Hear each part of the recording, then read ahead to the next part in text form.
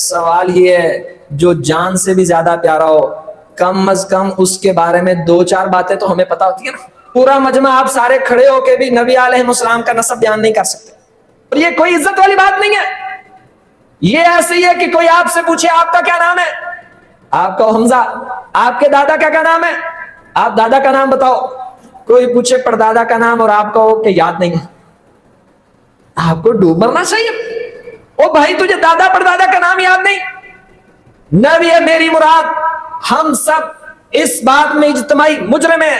اتنی مقام اور شان والے نبی میرے رب نے ہمیں عطا کیے, لیکن ہم ان کی زندگی کو کبھی نہیں پڑھ سکے, ہم اس کو کبھی نہیں یاد کر سکے. ہماری اس میں دلچسپی صرف کانوں کی لذت کی حد تک ہے. اللہ کے لیے اپنے آپ سے سوال کیجئے, قرآن نے اور حدیث مصطفیٰ نے ایویں نہیں نبی علیہ السلام کا نسب نامہ بیان کیا, پوری تفصیل سے وضاحت کی کہ محمد بن عبداللہ بن عبد المطلب بن ہاشم بن عبد مناف بن قصہ بن قلاب بن مرہ بن لوئی بن فہر بن مالک بن نظر بن کنانہ. یہ کیا ہے؟ آپ کے بچے میرے بچے ABC ایک سانس میں پڑھتے ہیں تو پیارے محمد کے باپ دادا کا نام کیوں نہیں پڑھتے؟ ہم اپنے وعدے میں دھڑام سے گر چکے ہیں.